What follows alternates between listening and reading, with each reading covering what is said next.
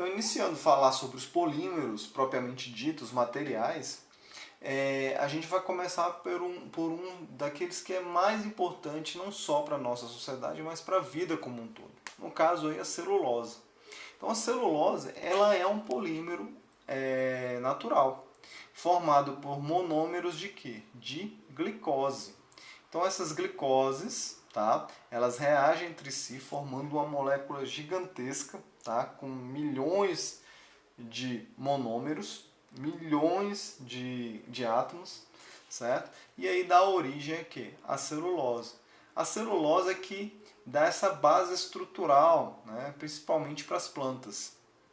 Então, ela é originada, certo? Ou ela é formada por meio de uma condensação, que no caso é a liberação do quê? De moléculas de água. Então, quando essas glicoses começam a se ligar, por meio de ligação covalente, há a liberação de água na planta. Aqui a gente visualiza o que? Por meio de um microscópio, como que é essa celulose na planta. Ela forma essa estrutura, essa base, certo?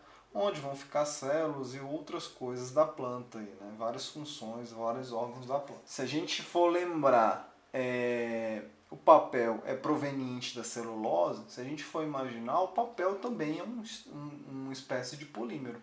Uma vez que ele é originado o quê? Dessa polpa proveniente desse polímero conhecido como celulose. Outros tipos de polímeros que a gente tem, para além daqueles polímeros formados, por exemplo, somente por carbonos, né, cadeias de carbonos, a gente tem também polímeros que têm outros átomos. No caso aqui, os silicones, eles têm cadeias o quê? De silício e oxigênio.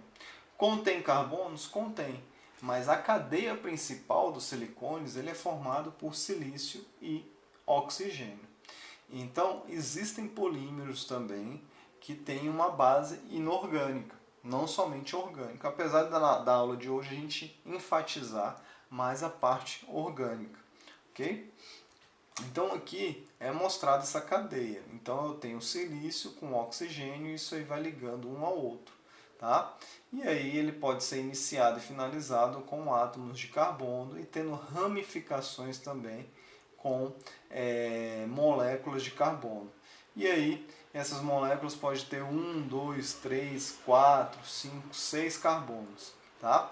Então conforme for a quantidade de carbonos que se tem aqui, a gente vai ter o que? Um material diferente, um silicone diferente. Aqui a gente vê um bico de mamadeira, que ele tem o que? Uma resistência térmica, mecânica, totalmente diferente de silicones, por exemplo, líquidos, apesar de ser um material muito parecido. O que vai diferenciar? A quantidade de carbonos que se tem aqui. Então há uma classe de quantidade de silicone muito variada. E isso vai variar o quê? Conforme a quantidade de carbono e como se encontra estruturalmente esse carbono. Se está em um anel, se está formando cadeias lineares, ramificadas e etc. Outro polímero que tem muito na nossa sociedade, e como a gente já falou, é o polietileno. Ele é considerado um polímero mais simples que se tem. É aquele formado por monômeros com 2 carbonos que tem dupla ligação. Então, normalmente ele é encontrado onde? Sacolas plásticas diversas. Então, praticamente 90 ou mais, né? Mais de 90% das sacolas que utilizamos em mercados e que a gente chama genericamente de plástico, ela é proveniente do polietileno, certo?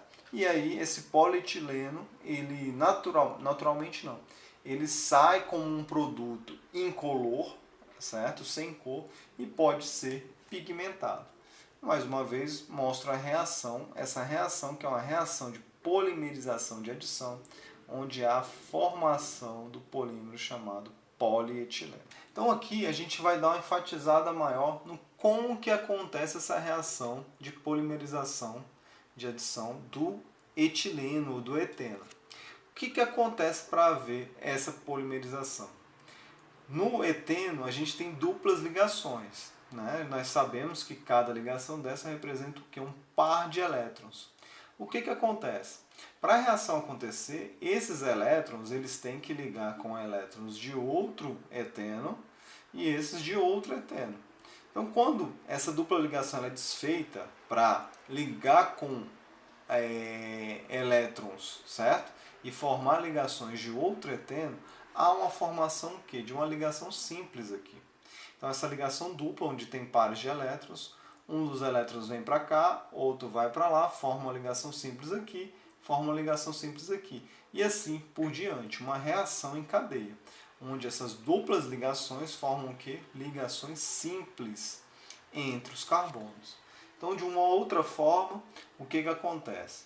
A polimerização de adição do eteno, do etileno, faz com que essas duplas ligações, certo? Esses elétrons que estão na dupla ligação, interajam com os elétrons de outra molécula de eteno, formando o quê? Ligações simples. Está aí a formação do polímero conhecido como polietileno. Como já suspeita-se, né? Polímeros, há uma grande quantidade de polímeros existentes na natureza. Na natureza não, existentes na sociedade. Por quê? O polietileno, por exemplo, ele não existe na natureza.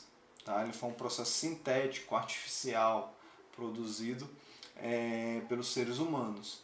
Então, há uma quantidade enorme de polímeros. Basta o que? A gente diferenciar esses monômeros, encontrar monômeros diferentes na natureza e reagi-los entre si, para formar polímeros de diferentes formas. Então, há um primeiro tipo de polímero que estamos falando aqui, e são os mais conhecidos, que são os plásticos. É o que? São materiais poliméricos formados a partir de monômeros, certo? Que podem ser iguais entre si ou diferentes, certo? Se forem diferentes, são copolímeros. Esses polímeros são sólidos em temperatura ambiente e são facilmente moldáveis. A própria palavra plástico vem de uma palavra grega que significa o quê?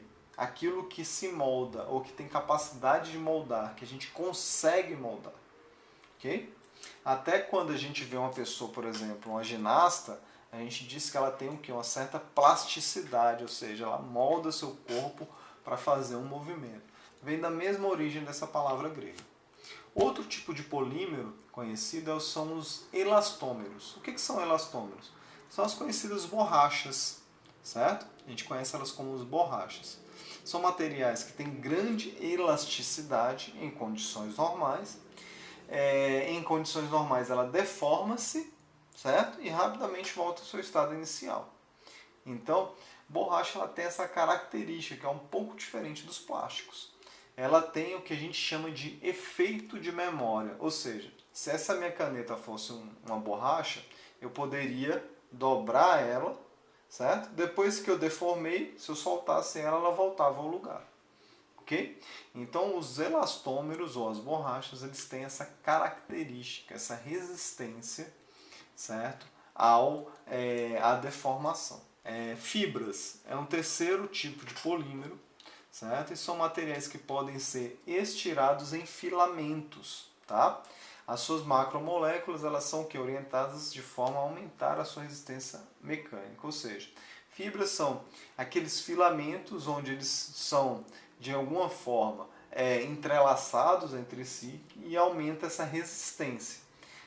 As fibras são usualmente utilizadas principalmente na indústria têxtil. Então, o primeiro deles, plásticos. Aqui eu dou um exemplo de um plástico muito comum, né? Para quem não sabe, o chiclete é um plástico. Tá? E esse plástico do chiclete é o PVA, é o poliacetato de vinila. Para quem é mais atento e quem já ouviu falar do PVA, sabe que PVA tem outras coisas. Né? Para quem não sabe, PVA também é um dos materiais que tem em colas. Aquela cola branca é PVA. E muitas tintas também possuem PVA. Então vejam vocês, cola branca, tinta, e a gente usa essa massa para mastigar, certo? Então uma característica do PVA, por ser plástico, é o quê? Ele a temperatura ambiente ou a baixa temperatura, ele é muito duro, mas quando a gente coloca ele na boca, a temperatura da boca faz ele amolecer. E nesse amolecimento ele libera o quê? os sabores e os odores que estão, por exemplo, na goma de mascar. Tá? Uma outra coisa em aplicação em relação ao chiclete é, por exemplo, se um chiclete cair na sua roupa, você pode usar desse conhecimento da química. Sabendo que o chiclete é mole, né, a alta temperatura, e duro a baixa temperatura, como que você faz para tirar o chiclete da roupa, por exemplo? Basta você passar um gelo. Quando você passar um gelo, esse chiclete vai ficar muito duro e aí você consegue retirá-lo facilmente. Dentro dos plásticos, a gente tem ainda duas divisões. A primeira delas são os termoplásticos, que são o quê? Polímeros lineares, como esse que eu estou mostrando aqui, ó, polietileno, certo? Polietileno é um polímero linear, ok? Não há ramificações aqui e nem retículos, ok? Nos termoplásticos também a gente pode ter polímeros, tá, que tenha ramificações, certo? Um caso desse é o propileno, que alguns conhecem também como borracha sintética, tá? Eles são polímeros lineares também. Tá? Essa ramificação são ramificações pequenas, não se ramificam a outras estruturas poliméricas. Tá? Esses polímeros lineares, então, como já dá para perceber, como eles são linhas, né, eles facilmente podem deslocar, assim como no chiclete, né, se a gente aumentar um pouquinho a temperatura, ele se torna mole. Por quê? Essas estruturas elas podem se deslocar facilmente. Então, exemplos de termorrígidos, a gente tem poliamida, polietileno, como eu já falei, o PVC, o Teflon, que é o politetrafluoretileno, o polipropileno, poliestireno e poliacrilonitrila. Então, uma das características dos termoplásticos é o que? A gente tem estruturas lineares, certo?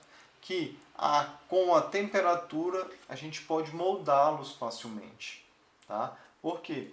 Isso aqui, além de poder moldar com a temperatura, porque a temperatura vai fazer vibrar essas estruturas, né? Então elas vão ficar mais moles, tá? Porque elas vão se distanciar mais. Eles também têm uma certa elasticidade. Então se a gente, por exemplo, pegar essas duas partes aqui, a gente consegue mais ou menos esticá-las. Tá? Então ela tem uma certa elasticidade. E a temperatura e a pressão também pode fazer essa moldação. Então, esses tipos de plásticos aqui, se a gente aumentar um pouco a temperatura deles, a gente pode moldá-los do jeito que a gente quiser. Então aqui a gente já dá para vislumbrar o que?